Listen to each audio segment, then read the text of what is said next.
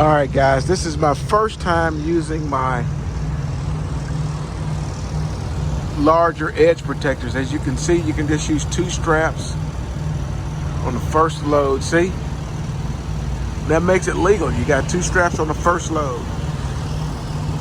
But I got enough of them.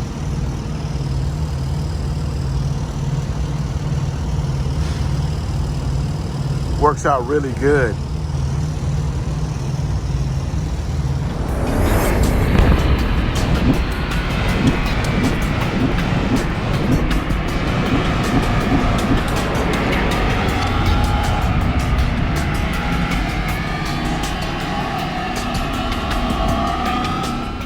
Tubiest of the tubiest, the best YouTube subscribers on the planet. That's you. And I'm 50 plus, and I hope you guys can hear me. I got the truck running, I'm cooking.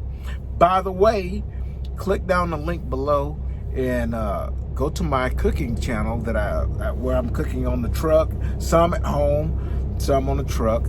And I'll be uploading probably twice a week on that channel, twice a week or more on this channel, and you get to see me cooking on the truck. Some of them I'm cooking at home as well, so click over there and enjoy that. Like and subscribe to that page for me. I really appreciate it. So I told you guys I was going to let you guys know when I'm using some of the new things that I purchased, and those V boards was the first time I used those, and as you can see, they work out really good, with the exception of in the middle. You see them on the side, but you don't see them in the middle. You see them on the ones on the edge, but not the one in the middle. I actually picked that load up from the port, and I went to climb on the trailer to get on the load to put those to put edge protectors on that center block. And they said, no, you can't climb on a trailer. I was like, what the hell? So I just secured it and drove up the road to a truck stop. And that's why I took that video. Then I went up there and put some more on there. I only have 10, so on those, I had to use 4 of the regular ones that holds one. But I'll probably buy some more and I see how they worked. You know, I just wanted to make sure that they're going to work for me. And they work really good. And I do recommend you buy some of those. When you're ready to come on flatbed, there's going to be some things you're going to have to purchase. And I did a little video on those things.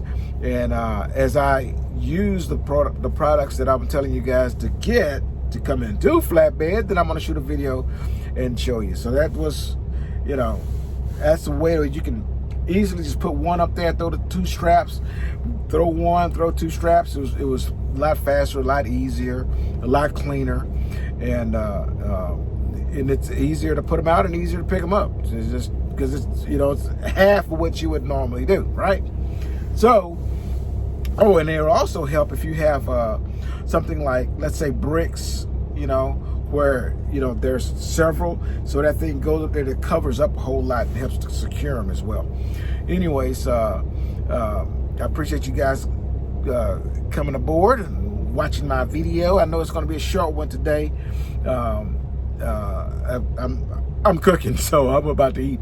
I was going to answer one question, and a subscriber asked me, as he was looking at some of my older videos when I was reviewing 3 trucks, actually 4 trucks, the Volvo, the Freightliner, International, and a Kenworth, and those were all company trucks. And they asked me if I was going to be owner-operator, which one would I choose? And, you know, that's kind of a broad question, because it definitely depends on what you're going to pull, okay? Whenever I get to that point, I'm sure that I'm going to get a mid-roof and not a full roof, okay? I'm not even concerned about the upper bunk. My upper bunk always stays up. But I plan to do open deck, you know. I'm sure that I won't go back to pulling a drive in or a refrigerated truck, a refrigerated trailer. If you want to get into where the money is, you need to get into flatbed so that you can get into open deck specialty trailers. Now that's where the money is, but you got to come into flatbed first. And so, you know, the money's just better. Okay. In my opinion, everybody's got their own. Some people, you know, oh, I can do really well with reefer. You might, you know. I don't sit around quite a bit, I can tell you that. You know, and I can pull other things outside of what's in a refrigerated truck. You know what I'm saying? You kind of limited to what you can do with that. But the thing is, if you're going to do open deck flatbed, you don't necessarily need that big roof. So that will make an indication of what truck you're going to choose. Where in the country you're going to pull. If you're going to be in the mountains, you may want a little bit more engine, a little bit more torque. Okay. If you plan on pulling heavy, you might need a little bit more engine, a little bit more torque. But out of those, the first thing I'm going to do is look for a Cummins engine. If whatever truck line you want doesn't have a Cummins engine, then you might want to look someplace else. I do like Volvos. Volvo uses their engine, however. I like them. They're really nice inside, and they ride really good. And the turning radius on them, you got to be careful. You can almost turn the cab into the trailer. Them jokers turn really, really, really well. The problem with Volvo is when that joker have a problem, you got a big problem on your hands, because there's very few places will work on them outside of a Volvo dealer. And they're just not as prevalent. Freightliner is the exact opposite. You know, you can get those worked on just about everywhere. So you got a plus when you get a Freightliner. Freightliner uses Detroit's. And I don't want to say 100% that you can't get a Cummins in them. You may be able to get a Cummins in them. I can't be certain on that. But if I can't get out of those four, if I couldn't get the Kenworth, I most definitely would get the Freightliner. Internationals, you can get a Cummins in an International. I've seen them. So I know you can. I don't know how big you can go, but I know you can get them. The problem with International is they are tight inside. They have less cabinet space, and on most of them, the upper bunk stays down. It doesn't go up.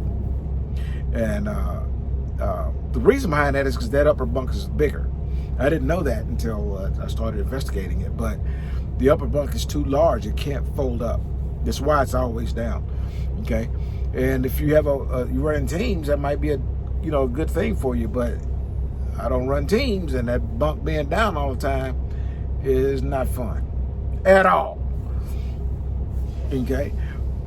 I like the interior, cab-wise, front-wise. I like the interior on the Internationals. Laid out really good. I like that. It's just everything behind those front seats, everything else behind there is a no-no with me. It doesn't fit what I want in the truck. Okay, that doesn't mean that it doesn't fit for you. It just doesn't fit there for me. Okay, but if I'm an owner operator, I'm either going with a Peterbilt or a Kenworth. They're both PACCAR, by the way. So when you hear people say, I ain't never drive no Kenworth, I'm a Peterbilt, man. It's the same goddamn truck. It's made by the same people, owned by the same company. The difference would be Peterbilt is pretty Cadillac-ish. I will tell you that. They're very nice inside. They are very nice inside. Okay. Again, I couldn't get them with an upper bunk, because even on a Peterbilt, the upper bunk doesn't fold all the way up. It folds like in a half, and I guess that would be all right. You get used to it, but I don't want an upper bunk. Period. You can get a Peterbilt without an upper bunk, by the way.